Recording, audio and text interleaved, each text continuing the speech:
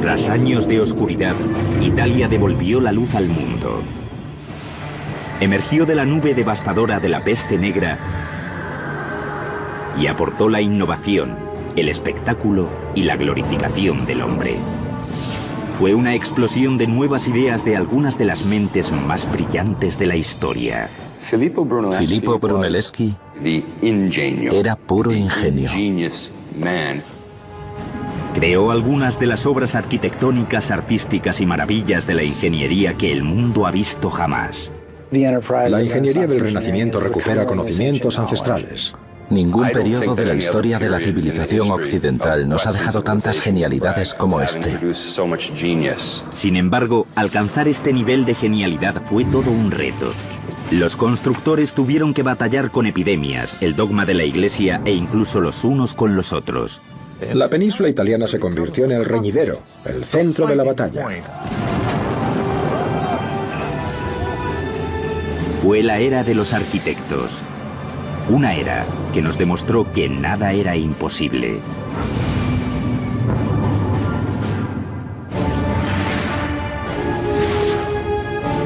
La construcción de un imperio, la era de los arquitectos.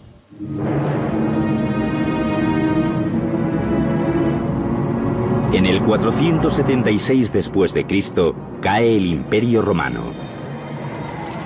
Y con él termina su época de dominación. Los emperadores que gobernaron y formaron la región desaparecen. Europa está dividida. Durante siglos, Europa será gobernada por una saga de reyes alemanes que bautizaron sus dominios con el nombre de el Sagrado Imperio Romano. Sin embargo, en el siglo XII empiezan a formarse una serie de repúblicas italianas. Juntas lucharán por recuperar la pasada gloria romana.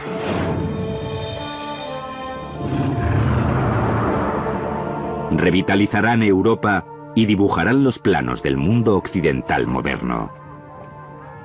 Hola, soy Peter Weller. En 2001 vine aquí a estudiar un máster en Historia del Arte del Renacimiento italiano en la Universidad de Siracusa, en Florencia. El Renacimiento italiano es tan abrumador como bello. Es la época más impactante del último milenio. Fue la era de los inventos, la época de Da Vinci, Copérnico y Gutenberg, pero también fue la era del culto a la personalidad. Una época en la que ese artesano desconocido se convertirá en artista. La época en la que ese constructor sin nombre será el arquitecto.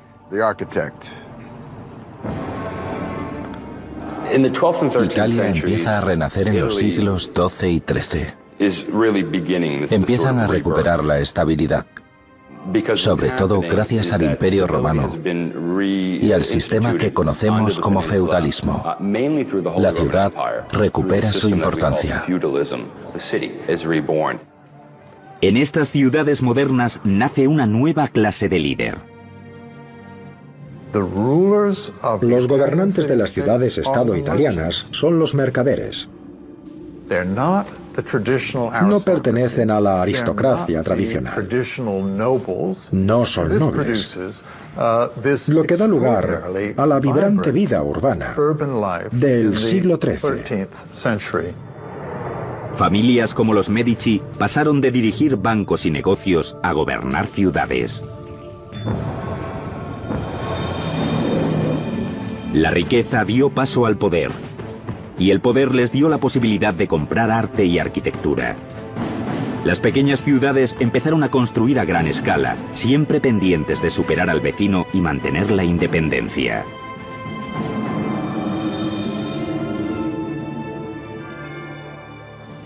La base del Renacimiento es la ciudad. Todo lo que pasa en el Renacimiento, desde el arte, la arquitectura, ingeniería, literatura, todo sucede dentro del marco de la ciudad.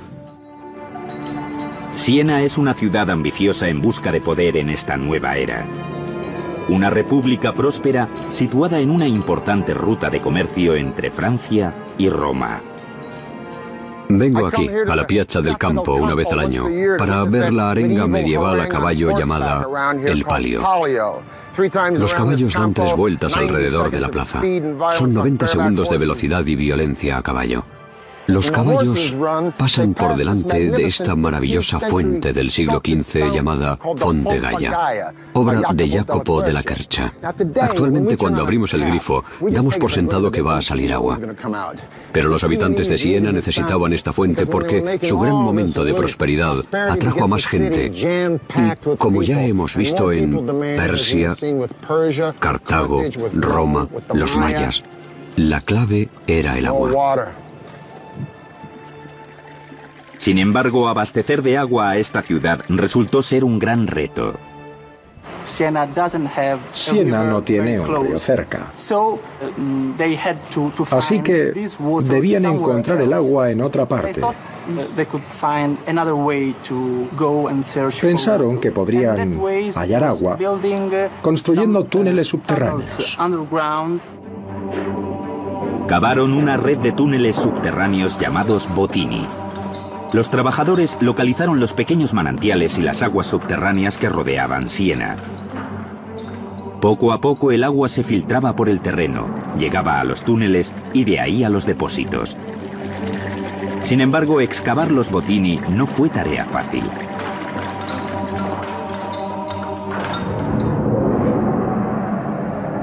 Los trabajadores utilizaron palas, picos y cinceles para eliminar los depósitos cálcicos de los túneles oscuros y polvorientos que apenas tenían varios metros de altura.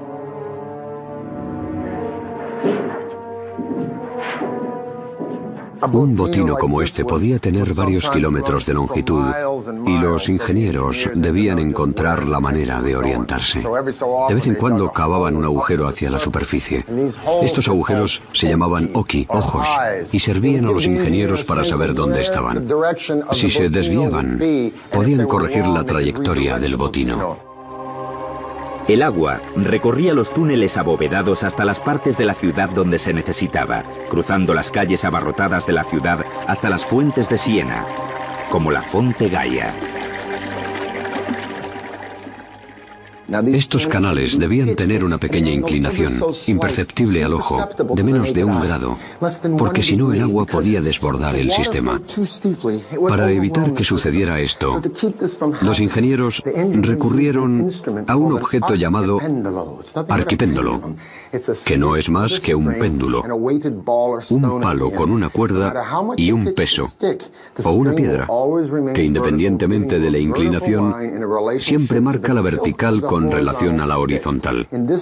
De esta forma, el agua fluía tranquila y constantemente hasta la Fonte Gaia de Siena. En el año 1345, más de 16 kilómetros de túneles recorrían las calles de Siena. Una ciudad cuyo crecimiento y prosperidad parecían imparables. Más agua atrajo a más gente a la magnífica ciudad. Con más gente, se necesitaba más terreno. En poco tiempo, Siena controlaba la mayor parte del sur de la Toscana. La prosperidad y la invasión, por decirlo de alguna manera, se convertirá en una carga para uno de sus vecinos.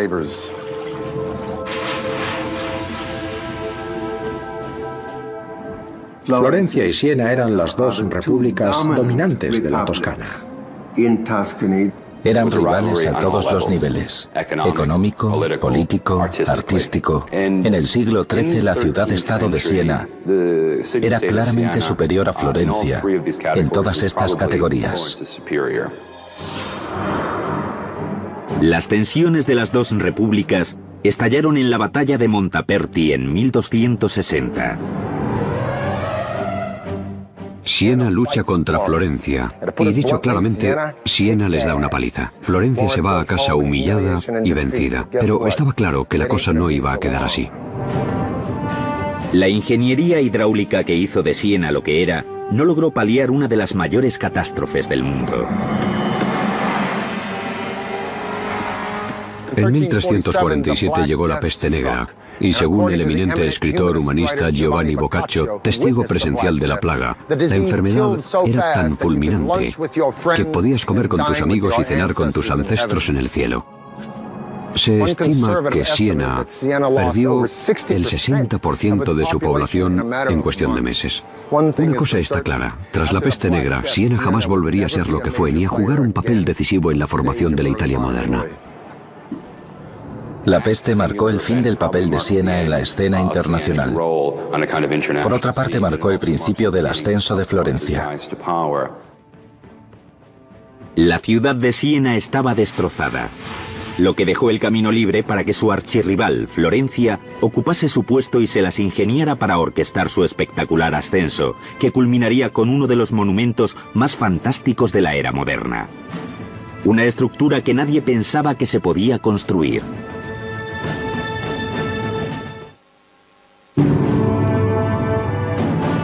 En los siglos XIII y XIV, las ciudades se convirtieron en los centros de poder de Italia. Pero el de Florencia es un caso aparte. La élite dispone de poder y dinero. El hombre y su potencial ilimitado se convierten en el centro de todo. Es una idea revolucionaria llamada humanismo. El humanismo no es más que la vuelta al mundo antiguo.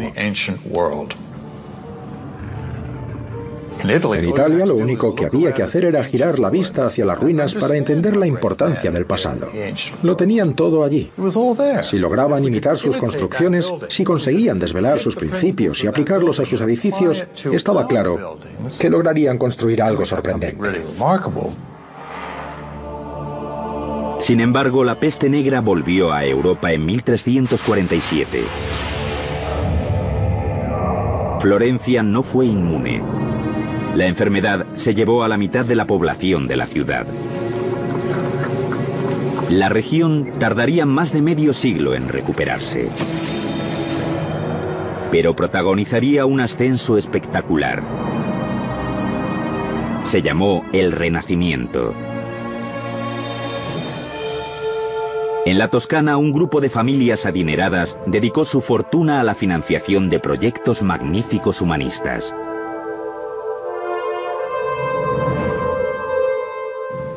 Los supervivientes querían disfrutar de la vida, hacer más cosas, sentir que la vida estaba para vivirla y disfrutarla. Los Medici de Florencia, una de las familias más ricas de Italia, jugaron un papel muy importante a la hora de recuperar la gloria de la que había disfrutado Roma y transformar la ciudad en una nueva Atenas. La estructura de poder estaba cambiando. Los mecenas recurrían a los artistas y a los arquitectos para homenajearse. Un claro ejemplo de esta tendencia será la Catedral del Corazón de Florencia. Jamás habían visto una estructura que se pareciera a la que querían construir. Era cuestión de ambición, de ideas. ¿Ven la gran iglesia que tengo a mis espaldas, rodeada de andamios? Se llama Santa María de las Flores, también conocida como el Duomo o la Catedral de Florencia. Fue construida por Arnolfo di Cambio alrededor del año 1200. Pero, ¿saben una cosa? Murió antes de verla terminada. Arnolfo quería que la catedral tuviera una cúpula, pero se murió antes de construirla. Durante varias décadas, la iglesia careció de cúpula. Por fin, en el año 1400, llegó un muchacho con un ingenio envidiable llamado Filippo Brunelleschi, que además de cambiar por completo la idea de la construcción, revolucionó el campo del diseño y la arquitectura.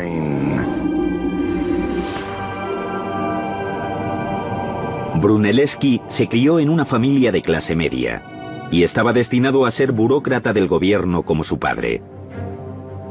Sin embargo, a Brunelleschi le interesaba más el arte del diseño y se convirtió en orfebre. A los 30 años, empezó a estudiar para ser lo que hoy conocemos como arquitecto. Brunelleschi era todo un inconformista y tenía mucho desparpajo. Su padre era notario y él quería estudiar escultura. Se pueden imaginar la gracia que le hizo a su padre, ¿verdad? Probablemente su padre reaccionó como mi padre cuando le dije que quería ir a Nueva York a ser actor. En cualquier caso, a los 20 años, Brunelleschi era un gran orfebre. En 1401, el baptisterio de Florencia decide que quiere cambiar las puertas y convocan un concurso. Al final solo quedan dos muchachos, Brunelleschi y el artista gótico internacional del momento, Lorenzo Ghiberti. Brunelleschi tiene talento, pero no es Ghiberti. Ghiberti gana y Brunelleschi se va con el rabo entre las piernas, humillado por la derrota. Ghiberti ganó el concurso en 1401. Brunelleschi vio la oportunidad perfecta para dejar Florencia, ir a Roma y estudiar los secretos de los antiguos. Brunelleschi pasó casi 2 décadas estudiando en Roma, examinando las estructuras más importantes de la ingeniería romana. Los italianos del Renacimiento estaban fascinados por la forma en la que se hacían las cosas en la antigua Roma, incluida la construcción. Gran parte del motor de la ingeniería del Renacimiento consistía en recuperar su sabiduría ancestral. Hubo una estructura en particular que impresionó al joven Brunelleschi: el Panteón. ¿Puede que los romanos encontrasen la forma de construirlo sin un andamio de madera? A lo largo de 2 décadas debió examinar cada centímetro de la construcción de más de 43 metros para lograr descifrar los secretos de su construcción.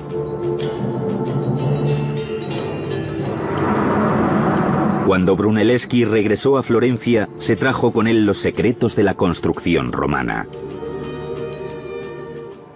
Parece que Brunelleschi reapareció en Florencia al mismo tiempo que el clero estaba planteándose sacar a concurso el diseño de la construcción de la cúpula.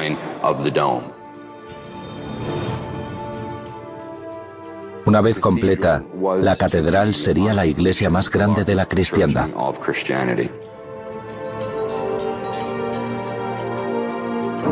Sería el reto de construcción más importante al que se enfrentaría Italia. La querían hacer más grande para mostrar al mundo la importancia de la ciudad a todos los niveles. El problema es que si no lo hacían bien, la caída sería aún más grande.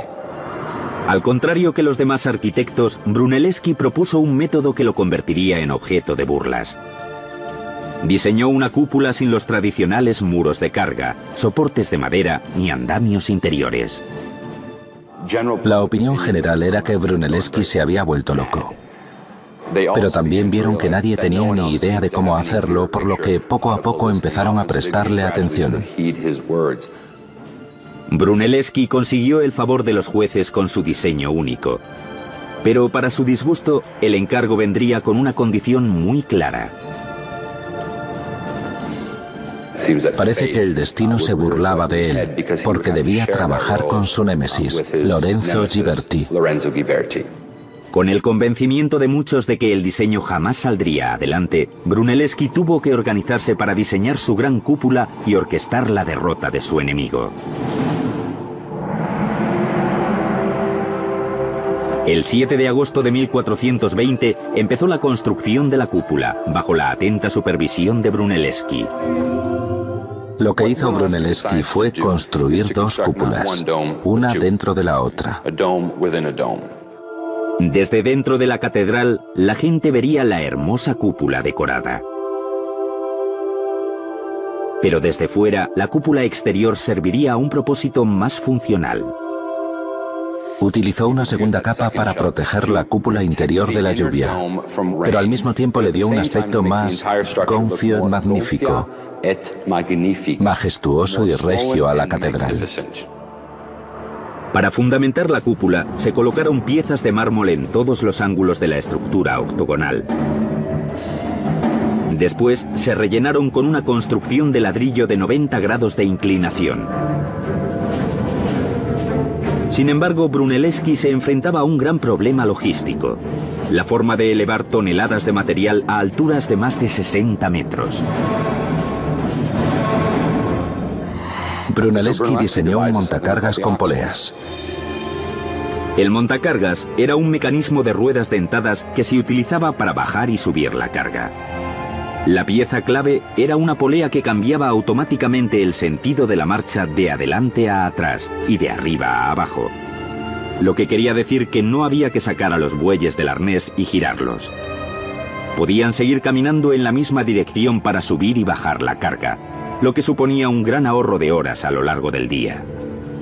Al final del proyecto se elevaron aproximadamente 35 millones de kilos. Sin embargo, el material que habían levantado con tanto cuidado tenía que ser desplazado lateralmente y colocado perfectamente a cientos de metros en el aire.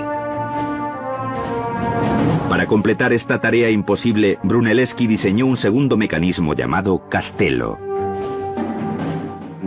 El Castello era una especie de grúa que utilizaban para desplazar el peso horizontalmente. Colocado sobre la cúpula y similar a una horca, utilizaba una viga transversal y un sistema de contrapesos gracias al cual los albañiles podían colocar el material con precisión milimétrica. Estas son las máquinas que inventó y gracias a las que se pudo construir la cúpula.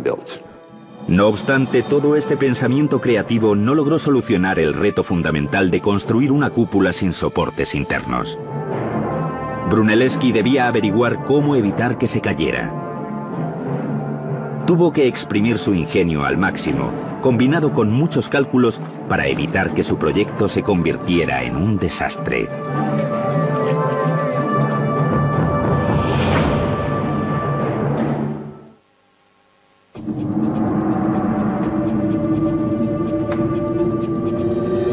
...1420, Florencia, Italia.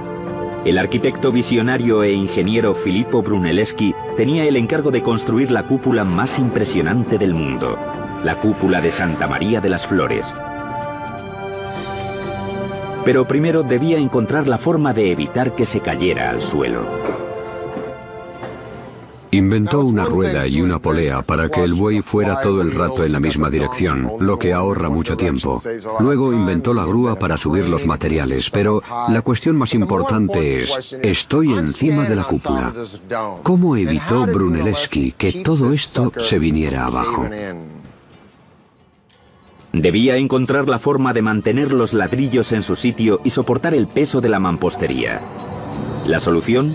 Una técnica muy ingeniosa de disposición de ladrillos basada en ángulos, colocación y fricción. Brunelleschi decidió utilizar esta invención romana que utilizaban para decorar. Se llama disposición en forma de espina de pez. Se colocan los ladrillos en diagonal, un ladrillo corto entre dos más largos, y lo que hace es repartir el peso horizontalmente para evitar que la cúpula se derrumbe. Para solucionar el problema contrario, es decir, que los ladrillos salieran hacia afuera, Brunelleschi organizó un sistema de refuerzos horizontales que rodeaban la circunferencia de la cúpula. Iban a construir una catane, o sistema de refuerzos horizontales, que mantendrían el empuje lateral de la cúpula. Se intercalaron 5 refuerzos en intervalos regulares para aguantar la cúpula, que funcionaban como contrafuertes invisibles. Durante todo este tiempo, Brunelleschi se había visto obligado a supervisar el proyecto con su rival y colega Ghiberti. Dada la complejidad de la colocación de los contrafuertes, Brunelleschi vio la oportunidad de deshacerse de Ghiberti.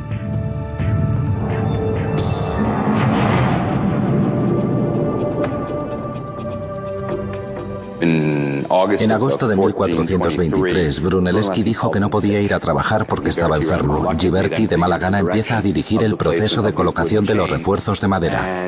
En cuanto Brunelleschi se enteró de que había empezado el proyecto, se recuperó milagrosamente. Inspeccionó la calidad del trabajo de Ghiberti y lo criticó públicamente diciendo que debía deshacer todo lo que había hecho.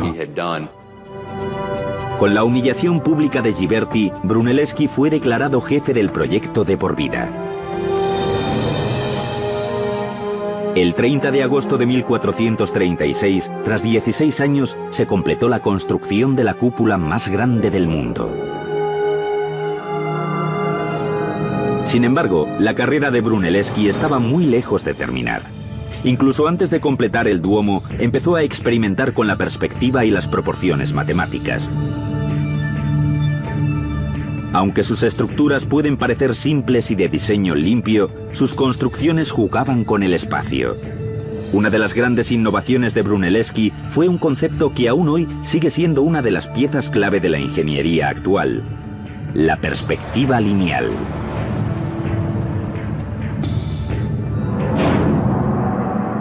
Observando el baptisterio coronado por la cúpula octogonal y los edificios que la rodean, Brunelleschi concluyó que si colocaba edificios tridimensionales en un plano bidimensional, desaparecerían en un punto infinito llamado el punto de fuga.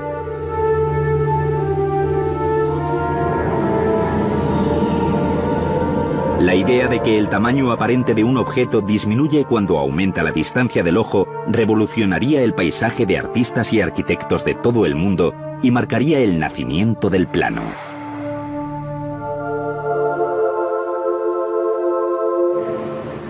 Lo que hace en arquitectura es cambiar la historia como lo hicieron Frank Lloyd Wright o Frank Gehry. La arquitectura no consiste solo en construir, no es solo coger barro y decir, si esta pared mide tanto, el chapitel tiene que medir esto otro. Ahora pueden deducirlo y ponerlo por escrito. Ya no son los obreros los que tienen el control, el arquitecto lo controla todo. Antes de Brunelleschi, los proyectos se basaban en maquetas aproximadas. Esta tendencia terminó cuando Brunelleschi empezó a practicar lo que podríamos llamar arquitectura sobre el papel, donde indicaba claramente cuáles eran sus intenciones. Así empezó la tradición de la arquitectura moderna. Los nuevos diseños de Brunelleschi se sometieron a la prueba de fuego en 1442 en la construcción de la Capilla de los Pazzi. El edificio que se encuentra a mis espaldas es la Sala Capitular de Santa Croce, una iglesia franciscana. Se llama la Capilla de los Pazzi. Voy a entrevistarme con un hombre y estoy un poco nervioso porque fue profesor mío en la Universidad de Siracusa. El doctor Ralph Hatfield nos va a explicar en qué se diferencia esta capilla del resto de la obra de Brunelleschi. Vamos a echar un vistazo. Vamos a verla. Se basa sobre todo en las relaciones. Intentó averiguar cómo organizar todas las piezas para que encajasen a la perfección, igual que todos los huesos encajan en nuestro cuerpo. Cierto. El arquitecto del Renacimiento, gracias al invento de la perspectiva, puede representar el espacio. Esta fue la gran aportación de Brunelleschi: aprender a ver las cosas en 3 dimensiones, a imaginar en 3 dimensiones. En vez de tirarse a la piscina directamente, empiezas con una idea y sigues su concepto hasta su ejecución a la perfección. Veo que te haces una idea, es decir, es magia espacial. Las innovaciones de Brunelleschi en diseño y técnicas de construcción han sido emuladas por los arquitectos de todo el mundo durante siglos. Sin embargo, amanecía una nueva era para la arquitectura. Las ciudades rivales avivaron las viejas rencillas. Los artistas que se habían convertido en arquitectos e ingenieros debían prestar un nuevo servicio público. Debían orientar sus mentes creativas al arte de la guerra.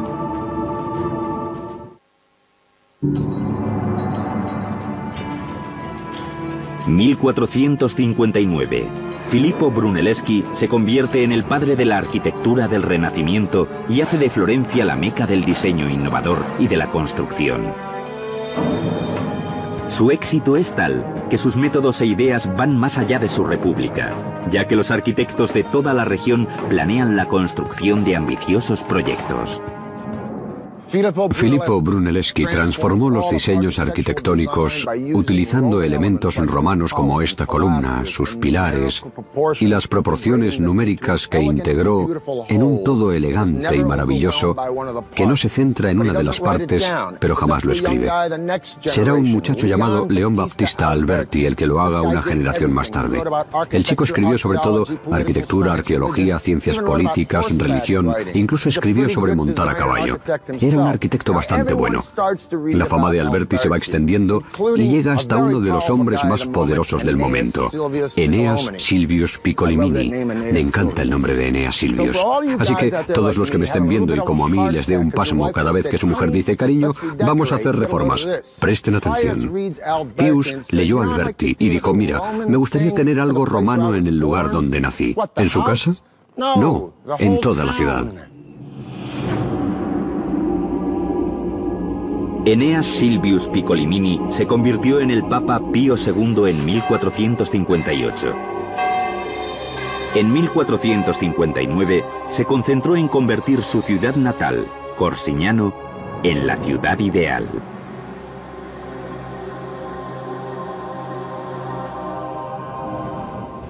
Estoy en la ciudad toscana de Pienza.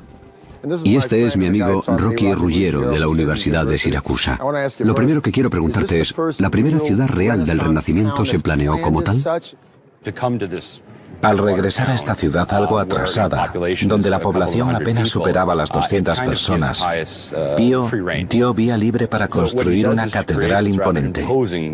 Y esa es la impresión que da. Se ve que organizó los diferentes edificios alrededor de esta estructura en particular. Si esta plaza está tan perfectamente planeada, con el Palacio del Obispo y su catedral, ¿por qué las calles son tan intrincadas? No logro orientarme. En realidad está hecho a propósito. No querían que la gente fuera consciente de lo pequeña que era. Así que intencionadamente evitaban que las calles formasen una línea recta, de forma que siempre había una esquina que obstaculizaba la vista para dar la sensación de que es más grande de lo que aparenta. La transformación se completó en 1464. Para entonces se habían construido o reformado más de 40 edificios.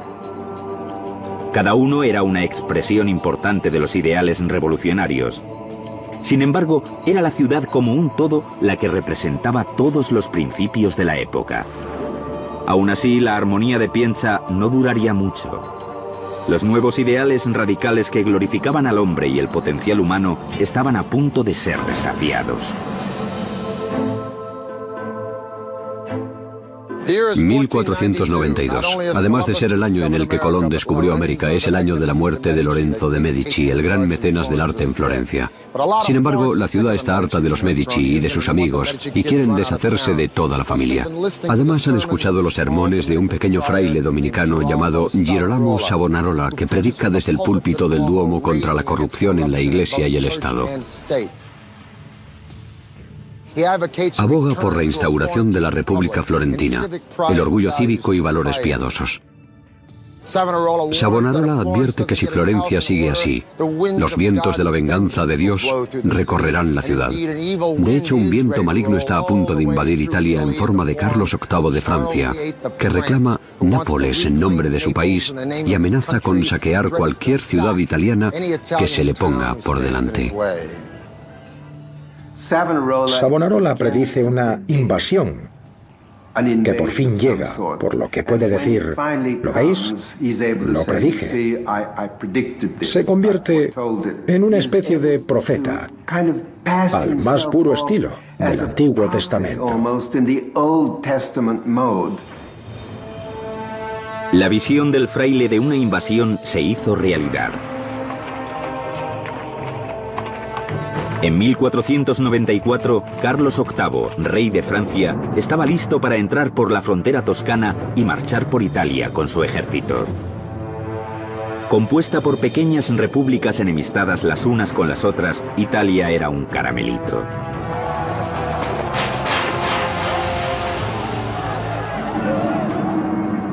Los mismos artistas que habían erigido monumentos que exaltaban la humanidad, en esta nueva era dedicaban sus mentes privilegiadas a la guerra. No existía la figura de los ingenieros militares. Así que los grandes arquitectos del Renacimiento, aunque no supieran nada del tema, fueron llamados a diseñar las fortificaciones de las grandes ciudades italianas. Las innovaciones y las nuevas tecnologías estaban ahora al servicio del ejército. El arma que eligió Carlos VIII fue un nuevo cañón. Las murallas medievales se derrumbaban ante su fuerza imponente. El cañón era un arma efectiva. Además, podía lanzar proyectiles más grandes, más pesados y a mayor distancia. Carlos VIII se llevó los cañones a los Alpes, donde comprobó que podía destruir todas las fortificaciones que se le pusieran por delante.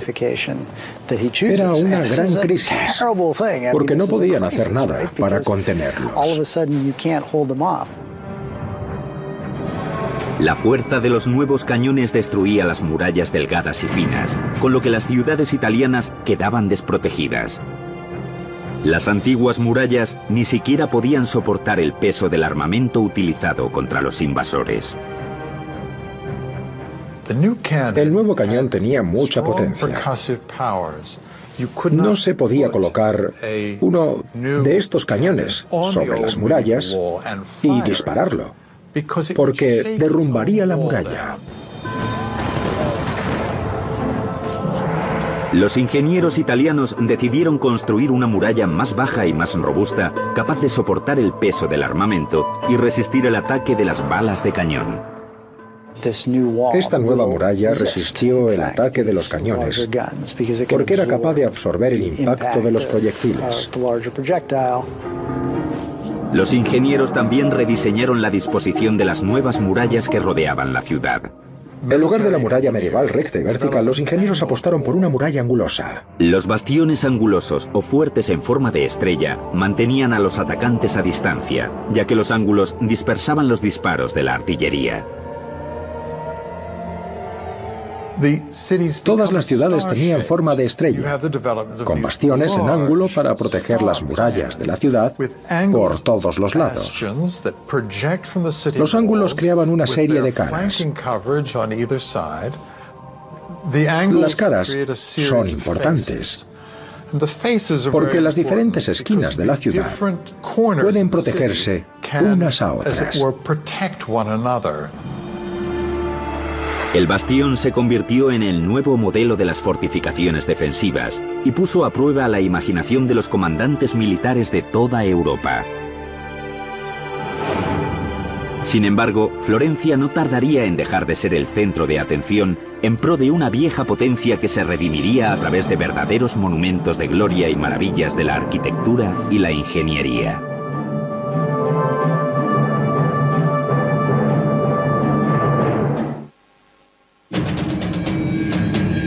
Siglo XV, Italia. Florencia se había convertido en la cuna del Renacimiento tras su aportación de nuevas ideas sobre arquitectura, arte e ingeniería. Sin embargo, Florencia no tardaría en cederle el puesto a una antigua potencia que volvía a florecer. El poder y la gloria volvían a la ciudad que conquistó el mundo: Roma. A principios del año 1300 hubo un gran conflicto en Roma por saber quién era exactamente el Papa. El Papa viajó a Francia y durante varias décadas el papado estuvo allí. En 1370, cuando el Papa regresó a Roma, se encontró con que era una ciudad fantasma. Durante los siguientes 100 años y el Renacimiento, cada Papa intenta reconstruir Roma. En 1490, cuando los Medici son expulsados de Florencia, la ciudad se convierte en una república, pero están arruinados. Todos los famosos, Da Vinci, Miguel Ángel y Rafael, abandonan la ciudad porque ya no tiene interés. Si quería ser alguien, había que ir a Roma. Roma no fue nada en el siglo XIV, porque los papas se habían mudado. Cuando regresaron en el siglo XV, empezaron la tarea de reorganización del Estado papal. Un papa en particular se embarcó en una ola de reformas y construcciones sin precedentes. Se llamaba Sixto V. Sixto y los papas venideros sintieron la necesidad de convertir Roma en la capital de la cristiandad. Sixto V se dedicó a la tarea de reurbanizar la ciudad. Si Roma iba a ser de nuevo el hogar de la Iglesia Católica, la ciudad necesitaba una reforma extensiva. Sin embargo, la reconstrucción de Roma sería una tarea de dimensiones épicas. Primero, Sixto quería limpiar sus calles de maleantes. La ciudad estaba llena de criminales. Sixto ordenó localizarlos y eliminarlos a todos. El siguiente paso era reconstruir los acueductos, uno de los grandes símbolos de la ingeniería romana. El regreso del agua vino acompañado de un aumento de población. La ciudad comenzaba a prosperar. Pavimentó los caminos, las calles se ensancharon y la ciudad explotó con nuevas construcciones. No obstante, Sixto aún no había terminado. Tenía un plan perfecto para la ciudad, un marco para organizar el futuro desarrollo a través de la colocación de gloriosos monumentos. Una de estas prácticas habituales era utilizar los obeliscos egipcios que los romanos trajeron a la ciudad.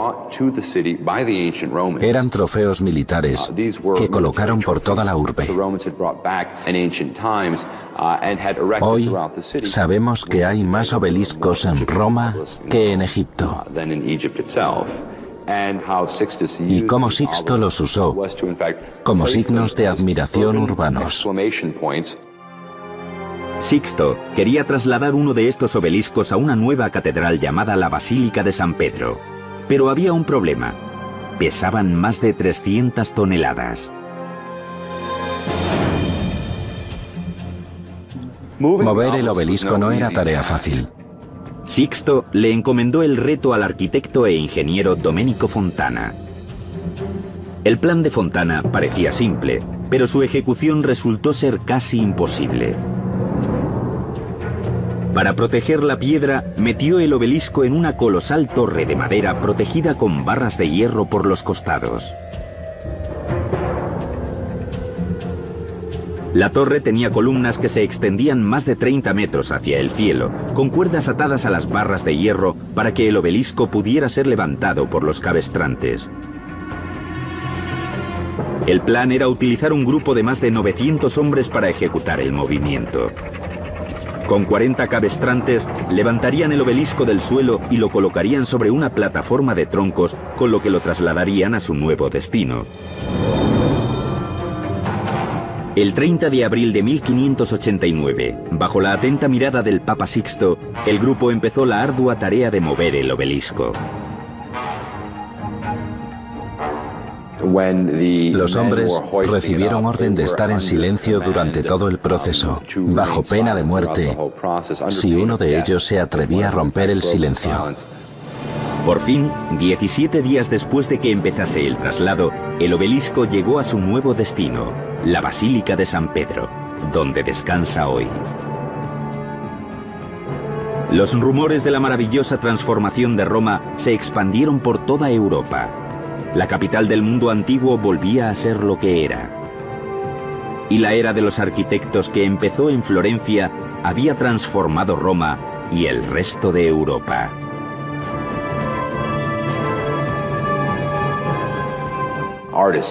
Artistas de cualquier disciplina podían crear obras de gran belleza, como la Basílica de San Pedro, trasladar el obelisco por toda la ciudad de Roma o la cúpula de la Catedral de Florencia. Devolvió la importancia a la humanidad, aunque también nos dio un punto chulesco. Volvíamos a ser el centro de todo. Muchos afirman que la cultura moderna empieza con el Renacimiento.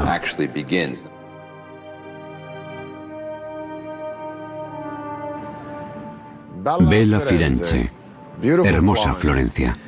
Sigue siendo igual de bella hoy, pero créanme, en 2001 metido en mi apartamento en pleno invierno, escribiendo trabajos hasta las 4 de la mañana sobre Botticelli, no me parecía tan hermosa. De hecho, me faltó nada para dejar a la bella aquí y volver a mi rutina diaria en Los Ángeles. Pero me quedé, terminé el máster y continúo viniendo aquí a Florencia y a Siena para sentirme útil, para dar un par de conferencias o para disfrutar de una clase magistral de cualquiera de los magníficos profesores que viven en la Toscana, que nos explican lo mucho que los milagros de los arquitectos y de los artistas de este periodo significaron para salir de aquella época oscura e iluminar nuestro mundo moderno. Para el canal Historia, Peter Weller. El papado estuvo allí. En 1370, cuando el Papa regresó a Roma, se encontró con que era una ciudad fantasma. Durante los siguientes 100 años y el Renacimiento, cada Papa intenta reconstruir Roma. En 1490, cuando los Medici son expulsados de Florencia, la ciudad se convierte en una república, pero están arruinados. Todos los famosos, Da Vinci, Miguel Ángel y Rafael, abandonan la ciudad porque ya no tiene interés. Si quería ser alguien, había que ir a Roma. Roma no fue nada en el siglo XIV, porque los papas se habían mudado. Cuando regresaron en el siglo XV, empezaron la tarea de reorganización del Estado papal.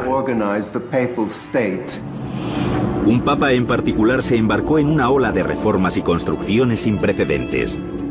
Se llamaba Sixto V. Sixto y los papas venideros sintieron la necesidad de convertir Roma en la capital de la cristiandad.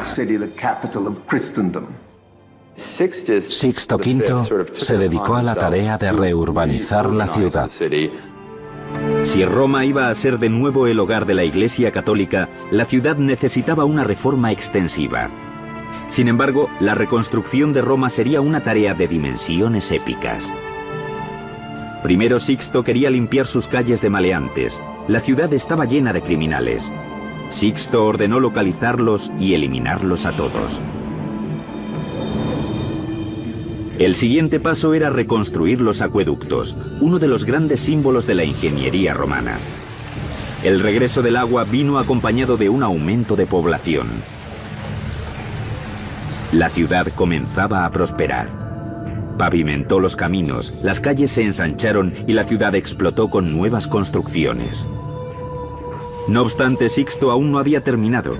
Tenía un plan perfecto para la ciudad, un marco para organizar el futuro desarrollo a través de la colocación de gloriosos monumentos.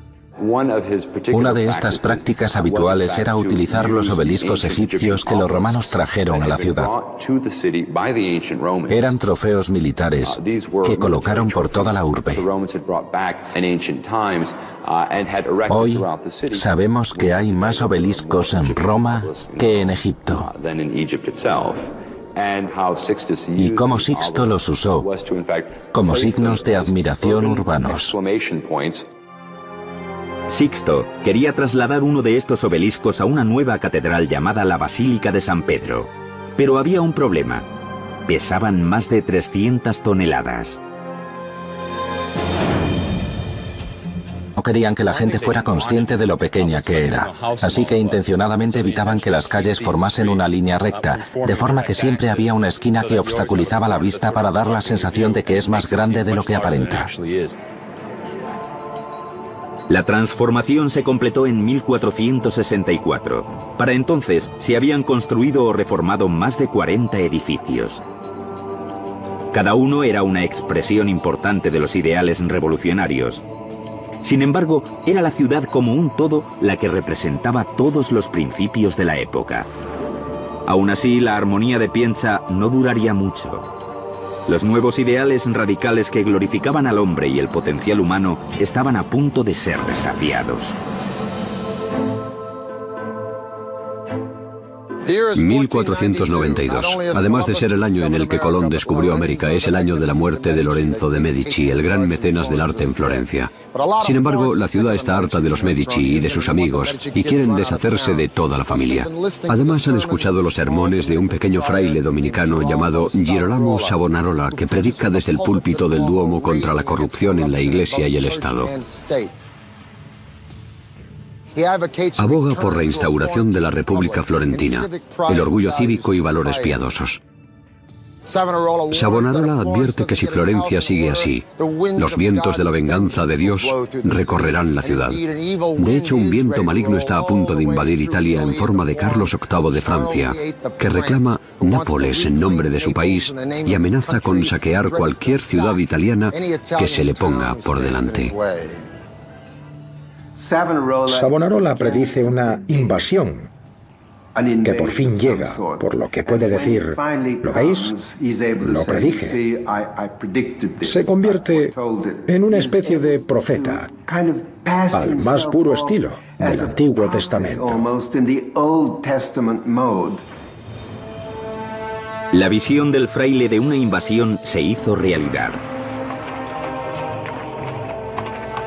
En 1494, Carlos VIII, rey de Francia, estaba listo para entrar por la frontera toscana y marchar por Italia con su ejército. Compuesta por pequeñas repúblicas enemistadas las unas con las otras, Italia era un caramelito.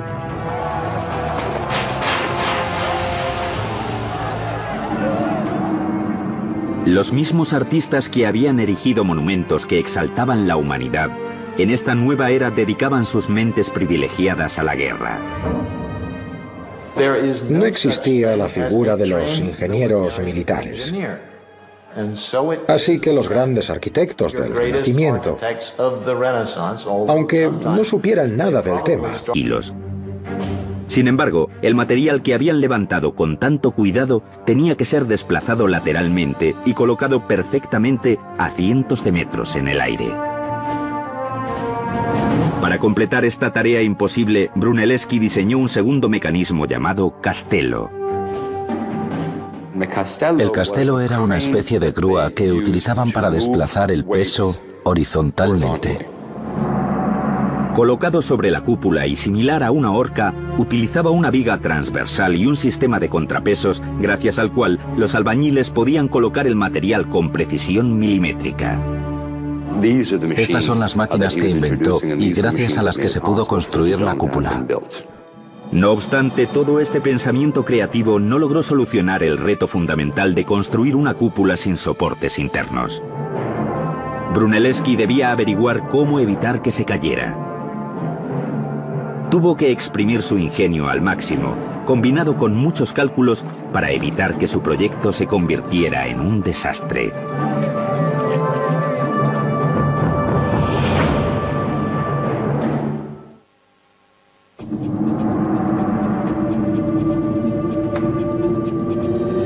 ...1420, Florencia, Italia. El arquitecto visionario e ingeniero Filippo Brunelleschi tenía el encargo de construir la cúpula más impresionante del mundo, la cúpula de Santa María de las Flores. Pero primero debía encontrar la forma de evitar que se cayera al suelo. Inventó una rueda y una polea para que el buey fuera todo el rato en la misma dirección, lo que ahorra mucho tiempo. Luego inventó la grúa para subir los materiales, pero la cuestión más importante es, estoy encima de la cúpula. ¿Cómo evitó Brunelleschi que todo esto se viniera abajo? Debía encontrar la forma de mantener los ladrillos en su sitio y soportar el peso de la mampostería. La solución: una técnica muy ingeniosa de disposición de ladrillos basada en ángulos, colocación y fricción.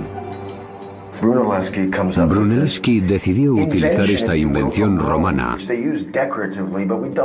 que utilizaban para decorar. Se llama disposición en forma de espina de pez. Se colocan los ladrillos en diagonal, un ladrillo corto entre dos más largos, y lo que hace es repartir el peso horizontalmente para evitar que la cúpula se derrumbe. Para solucionar el problema contrario, es decir, que los ladrillos salieran hacia afuera, Brunelleschi organizó un sistema de refuerzos horizontales que rodeaban la circunferencia de la que su proyecto se convirtiera en un desastre.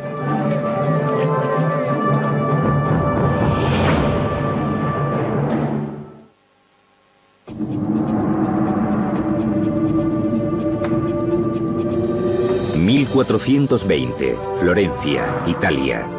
El arquitecto visionario e ingeniero Filippo Brunelleschi tenía el encargo de construir la cúpula más impresionante del mundo, la cúpula de Santa María de las Flores. Pero primero debía encontrar la forma de evitar que se cayera al suelo.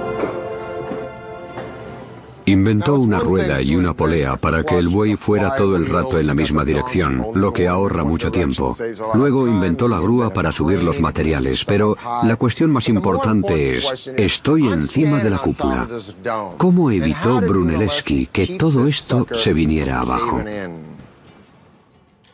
Debía encontrar la forma de mantener los ladrillos en su sitio y soportar el peso de la mampostería.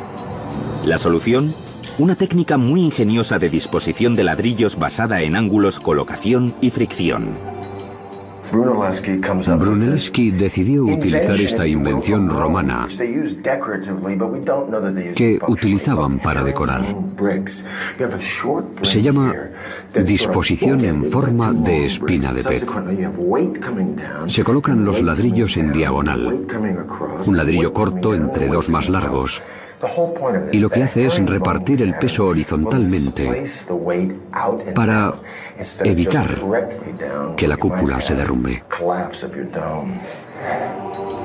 Para solucionar el problema contrario, es decir, que los ladrillos salieran hacia afuera, Brunelleschi organizó un sistema de refuerzos horizontales que rodeaban la circunferencia de la cúpula. Iban a construir una katane, o sistema de refuerzos horizontales, que mantendrían el empuje lateral de la cúpula. Se intercalaron 5 refuerzos en intervalos regulares para aguantar la cúpula, que funcionaban como contrafuertes invisibles. Durante todo este tiempo, Brunelleschi se había visto obligado a supervisar el proyecto con su rival y colega Ghiberti. Dada la complejidad de la colocación de los contrafuertes, Brunelleschi vio la oportunidad de deshacerse de Ghiberti.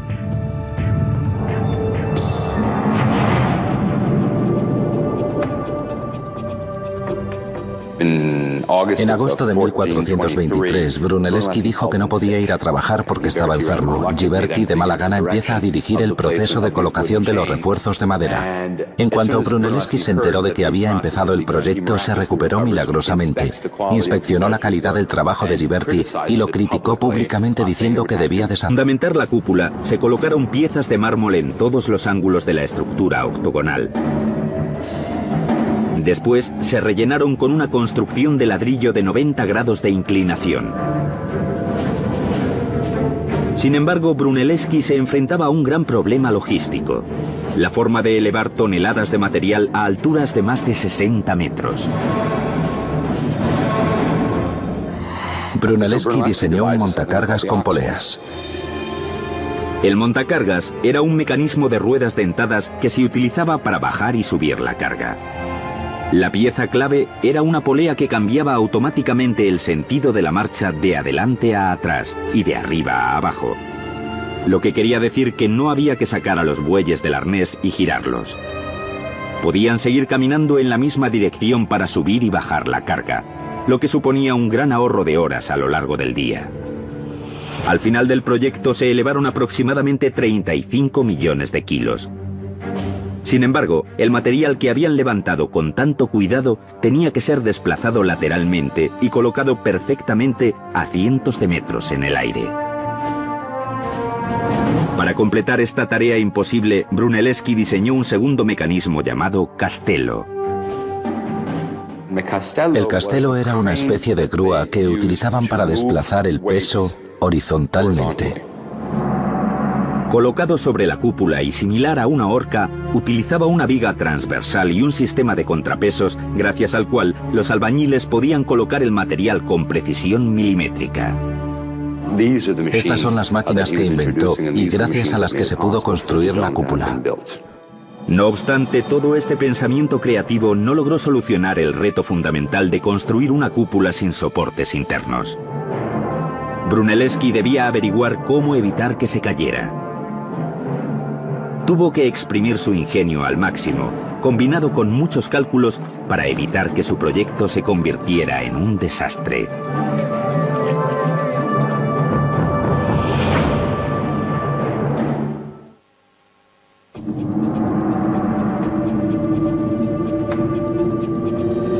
...1420, Florencia, Italia. El arquitecto visionario e ingeniero Filippo Brunelleschi tenía el encargo de construir la cúpula más impresionante del mundo, la cúpula de Santa María de las Flores. Pero primero debía encontrar la forma de evitar que se cayera al suelo. Inventó una rueda y una polea para que el buey fuera todo el rato en la misma dirección, lo que ahorra mucho tiempo. Luego inventó la grúa para subir los materiales, pero la cuestión más importante es: estoy encima de la cúpula. Savonarola advierte que si Florencia sigue así, los vientos de la venganza de Dios recorrerán la ciudad. De hecho, un viento maligno está a punto de invadir Italia en forma de Carlos VIII de Francia, que reclama Nápoles en nombre de su país y amenaza con saquear cualquier ciudad italiana que se le ponga por delante. Savonarola predice una invasión que por fin llega, por lo que puede decir, ¿lo veis? Lo predije. Se convierte en una especie de profeta, al más puro estilo del Antiguo Testamento. La visión del fraile de una invasión se hizo realidad. En 1494, Carlos VIII, rey de Francia, estaba listo para entrar por la frontera toscana y marchar por Italia con su ejército. Compuesta por pequeñas repúblicas enemistadas las unas con las otras, Italia era un caramelito.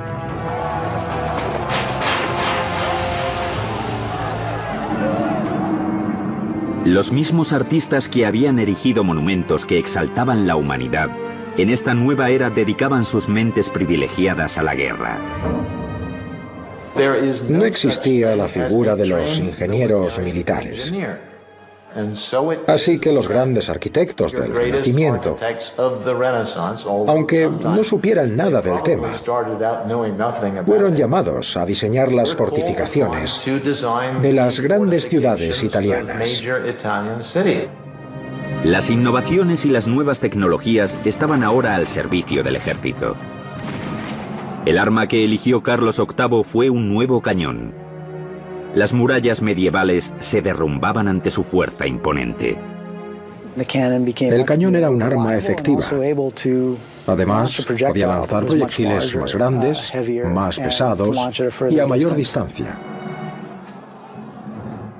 Carlos VIII se llevó los cañones a los Alpes, donde comprobó que podía destruir todas las fortificaciones que se le pusieran por delante. Era una gran crisis, porque no podían hacer nada para contenerlos. La fuerza de los nuevos cañones destruía las murallas delgadas y finas, con lo que las ciudades italianas quedaban desprotegidas. Las antiguas murallas ni siquiera podían soportar el peso del armamento utilizado contra los invasores. El nuevo cañón tenía mucha potencia. No se podía colocar uno de estos cañones sobre las murallas y dispararlo, porque derrumbaría lo tenían todo allí. Si lograban imitar sus construcciones, si conseguían desvelar sus principios y aplicarlos a sus edificios, estaba claro que lograrían construir algo sorprendente. Sin embargo, la peste negra volvió a Europa en 1347. Florencia no fue inmune. La enfermedad se llevó a la mitad de la población de la ciudad. La región tardaría más de medio siglo en recuperarse, pero protagonizaría un ascenso espectacular. Se llamó el Renacimiento. En la Toscana, un grupo de familias adineradas dedicó su fortuna a la financiación de proyectos magníficos humanistas.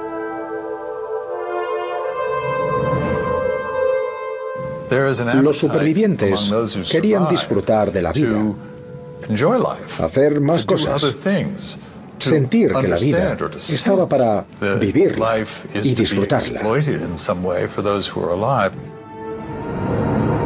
Los Medici de Florencia, una de las familias más ricas de Italia, jugaron un papel muy importante a la hora de recuperar la gloria de la que había disfrutado Roma y transformar la ciudad en una nueva Atenas. La estructura de poder estaba cambiando. Los mecenas recurrían a los artistas y a los arquitectos para homenajearse. Un claro ejemplo de esta tendencia será la Catedral del Corazón de Florencia. Jamás habían visto una estructura que se pareciera a la que querían construir. Era cuestión de ambición, de ideas. ¿Ven la gran iglesia que tengo a mis espaldas, rodeada de andamios? Se llama Santa María de las Flores, también conocida como el Duomo o la Catedral de Florencia. Fue construida por Arnolfo di Cambio alrededor del año 1200. Pero, ¿saben una cosa? Murió antes de verla terminada. Arnolfo quería que la catedral tuviera una cúpula, pero se murió antes de construirla. Durante varias décadas, la iglesia careció de cúpula. Por fin, en el año 1400, llegó un muchacho con un ingenio envidiable llamado Filippo Brunelleschi, que además de cambiar por completo la idea de la construcción, revolucionó el campo del diseño y la arquitectura.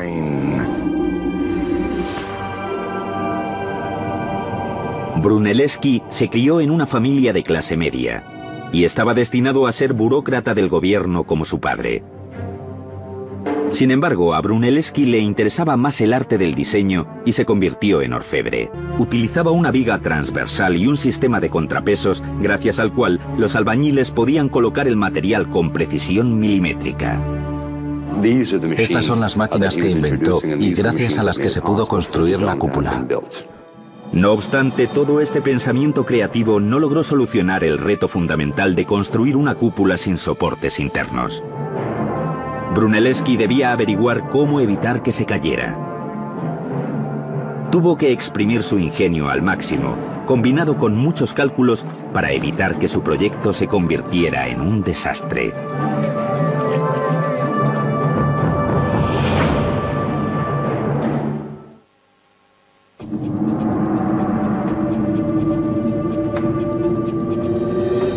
...1420, Florencia, Italia.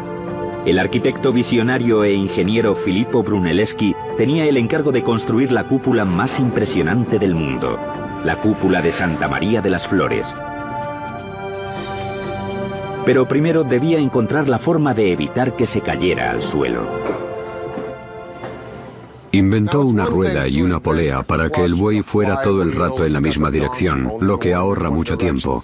Luego inventó la grúa para subir los materiales, pero la cuestión más importante es, estoy encima de la cúpula.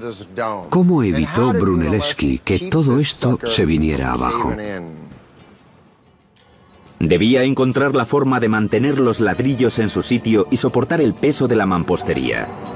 La solución: una técnica muy ingeniosa de disposición de ladrillos basada en ángulos, colocación y fricción. Brunelleschi decidió utilizar esta invención romana que utilizaban para decorar. Se llama disposición en forma de espina de pez. Se colocan los ladrillos en diagonal, un ladrillo corto entre dos más largos, y lo que hace es repartir el peso horizontalmente para evitar que la cúpula se derrumbe. Para solucionar el problema contrario, es decir, que los ladrillos salieran hacia afuera, Brunelleschi organizó un sistema de refuerzos horizontales que rodeaban la circunferencia de la cúpula. Iban a construir una catane, o sistema de refuerzos horizontales, que mantendrían el empuje lateral de la cúpula. Se intercalaron 5 refuerzos en intervalos regulares para aguantar la cúpula, que funcionaban como contrafuertes invisibles. Durante todo este tiempo, Brunelleschi se había visto obligado a supervisar el proyecto con su rival y colega Ghiberti. Dada la Comple 559, Filippo Brunelleschi se convierte en el padre de la arquitectura del Renacimiento y hace de Florencia la meca del diseño innovador y de la construcción. Su éxito es tal que sus métodos e ideas van más allá de su república, ya que los arquitectos de toda la región planean la construcción de ambiciosos proyectos. Filippo Brunelleschi transformó los diseños arquitectónicos utilizando elementos romanos como esta columna, sus pilares y las proporciones numéricas que integró en un todo elegante y maravilloso que no se centra en una de las partes, pero jamás lo escribe. Será un muchacho llamado León Battista Alberti el que lo haga una generación más tarde. El chico escribió sobre todo arquitectura, arqueología, ciencias políticas, religión, e incluso escribió sobre montar a caballo. Era un arquitecto bastante bueno. La fama de Alberti se va extendiendo y llega hasta uno de los hombres más poderosos del momento, Eneas Silvius Piccolomini. Me encanta el nombre de Eneas Silvius. Así que todos los que me estén viendo y como a mí les dé un pasmo cada vez que su mujer dice cariño, vamos a hacer reformas. Presten atención. Pius leyó a Alberti y dijo, mira, me gustaría tener algo romano en el lugar donde nací. ¿En su casa? No, en toda la ciudad. Eneas Silvius Piccolomini se convirtió en el Papa Pío II en 1458. En 1459 se concentró en convertir su ciudad natal, Corsignano, en la ciudad ideal.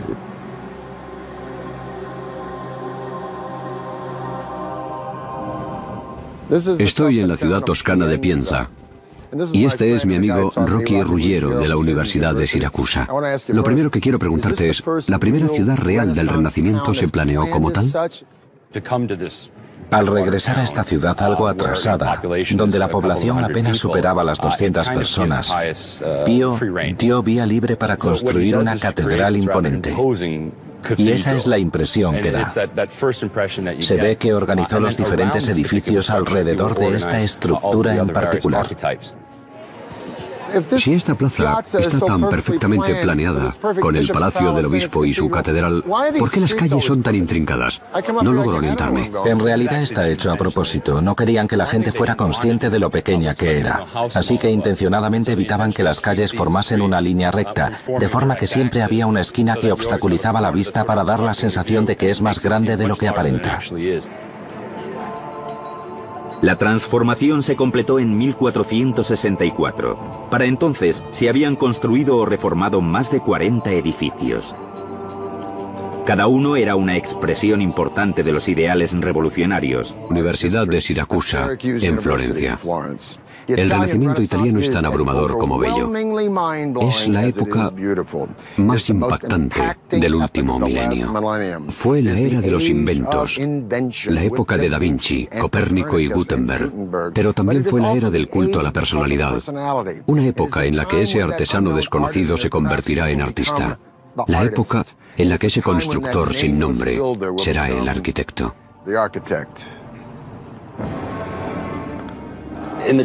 Italia empieza a renacer en los siglos XII y XIII. Empiezan a recuperar la estabilidad, sobre todo gracias al Imperio Romano y al sistema que conocemos como feudalismo. La ciudad recupera su importancia. En estas ciudades modernas nace una nueva clase de líder. Los gobernantes de las ciudades-estado italianas son los mercaderes. No pertenecen a la aristocracia tradicional. No son nobles. Lo que da lugar a la vibrante vida urbana del siglo XIII. Familias como los Medici pasaron de dirigir bancos y negocios a gobernar ciudades. La riqueza dio paso al poder, y el poder les dio la posibilidad de comprar arte y arquitectura.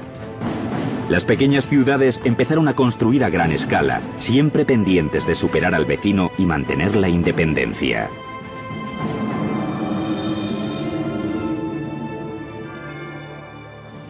La base del Renacimiento es la ciudad. Todo lo que pasa en el Renacimiento, desde el arte, la arquitectura, ingeniería, literatura, todo sucede dentro del marco de la ciudad. Siena es una ciudad ambiciosa en busca de poder en esta nueva era.